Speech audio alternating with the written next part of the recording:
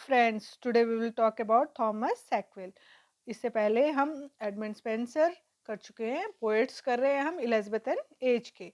Thomas Sackville, he was a English statesman और उनका work है mirror of magistrate. Mirror of magistrate, it talks about the life and tragic end of various historic figures. This work is like a continuation of fall of princes by Lydgate. जो Lydgate Chaucer age में जो lady gate ने लिखा था fall of princess, उसी का continuation है ये। He is basically showing the mirror of famous people and same thing should be followed by magistrate. ज़्यादा क्वेश्चन नहीं आते हैं इसमें थॉमस एक्विल में, तो आप ये याद रखिए कि इनका एक फेमस वर्क है मिरर ऑफ मैजिस्ट्रेट और ये कंटिन्यूएशन है fall of princes by Lydgate. Okay, the next is Philip Sidney. हम अपना शॉर्ट फॉर्म में कर रहे हैं। लास्ट वीडियो में हमने एक ही वीडियो में एडमंड स्पेंसर किया था। ओके, अगर आपको डिटेल में एक एक वीडियो चाहिए तो मैं डिटेल में भी करवा दूंगी। ओके, अब हम शुरू करते हैं अपना Philip Sidney. Philip Sidney 1554 to 1585 उनका टाइम पीरियड है। Called as epitome of mankind. Epitome of mankind क्यों बोलते थे? क्योंकि वो उनके बारे में एक बात लिखी गई है कि in the war he given his bottle to the another soldier saying that your need is more than mine. आज के ज़माने में कौन ऐसा करता है कि एक सोल्जर दूसरे सोल्जर को बोल दे कि भाई हाँ, आप मेरी बॉटल ले लो, आपकी ज़रूरत मुझसे ज़्यादा है। तो उन्होंने वो किया था, इसीलिए उनको बोलते हैं एपिटोम ऑफ मैनकाइंड। ओके, और he was a poet, soldier etcetera. he was the first person who started literary criticism in Britain.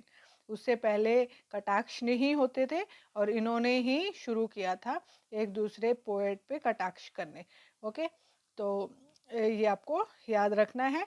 Okay, और इनके बारे में ये ज़रूर पूछा जाता है कि एपिटोम ऑफ मैनकाइंड उन्हें क्यों बोला जाता है, बिकॉज उन्होंने दूसरे सोल्जर को अपनी बॉटल दे दी थी और बोला था your need is more than mine.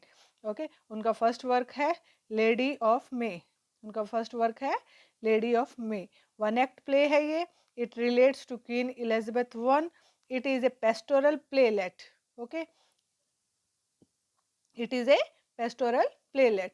It starts with woman approaches queen while she was walking in the garden, and that lady says to the queen that her daughter named Lady of May has two suitors and she would like the queen to judge which is best to take her hand.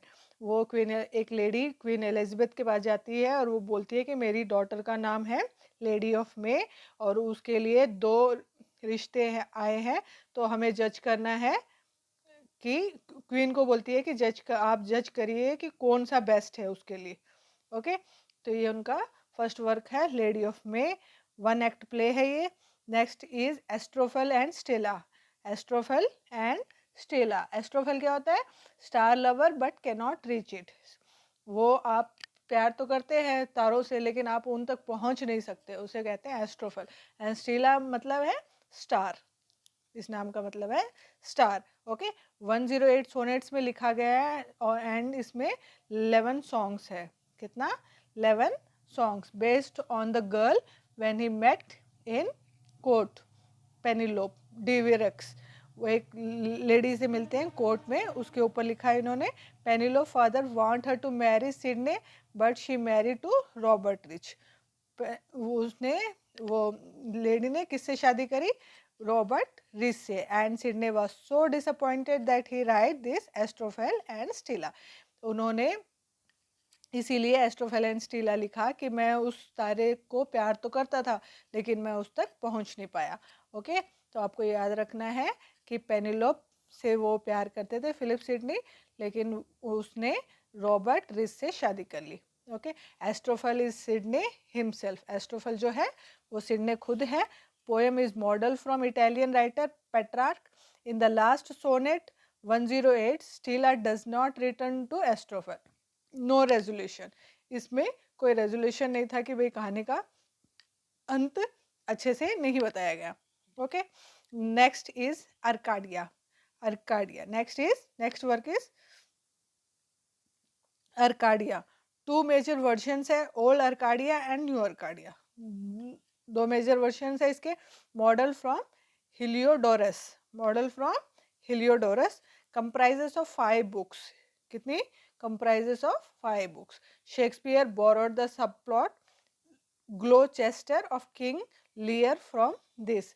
जो Gloucester का character है उन्होंने, जो सब plot है वो इसी से किंग लियर का उन्होंने लिया है. James शर्ले dramatise certain parts of Arcadia.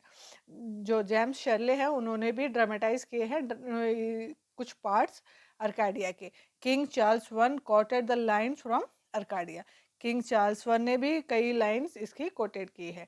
और सैमुअल रिचर्डसन पेमिला, जो सैमुअल रिचर्डसन की बहुत फेमस पेमिला है the heroine name after Arcadia, उन्होंने भी अपने हीरोइन का नाम अर्काडिया को देखते हुए ही रखा था.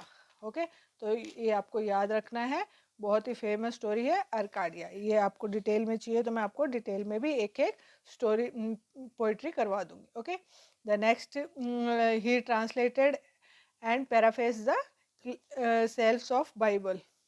उन्होंने ट्रांसलेट करी थी कई फेज बाइबल के भी. और उनका नेक्स्ट वर्क है defence of poesy. Defence of poesy last जो लास्ट वर्क है डिफेंस ऑफ पोएसे. अब हम अपना नेक्स्ट पोएट कर लेते हैं, माइकल ड्राइटन. माइकल ड्राइटन, इनका टाइम पीरियड है 1563 टू 1631. 1563 टू 1631. आप एक नोटबुक भी लेके बैठिए ताकि जो भी मैं मेन पॉइंट्स आपको बता रही हूँ वो आप लिख पाओ. मेन पॉइंट्स मैंने वैसे ही इसमें सारे लिखवाए हैं इसमें, लेकिन स्पेलिंग मिस्टेक्स है काफ़ी मेरे स्टूडेंट ने कर रखी है, तो आप वो ज़रूर ठीक कर लीजिए. Okay, the next is Michael Drayton. He is the first to write ode in the manner Horace. इनका वर्क है, माइकल ड्राइटन का फर्स्ट वर्क है.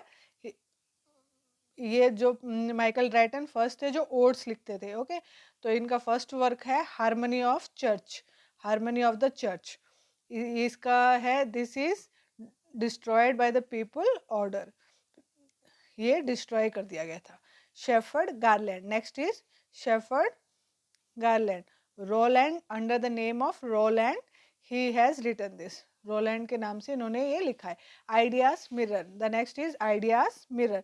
64 सोनेट्स है, 1594 में लिखा गया, पब्लिश इन 1594.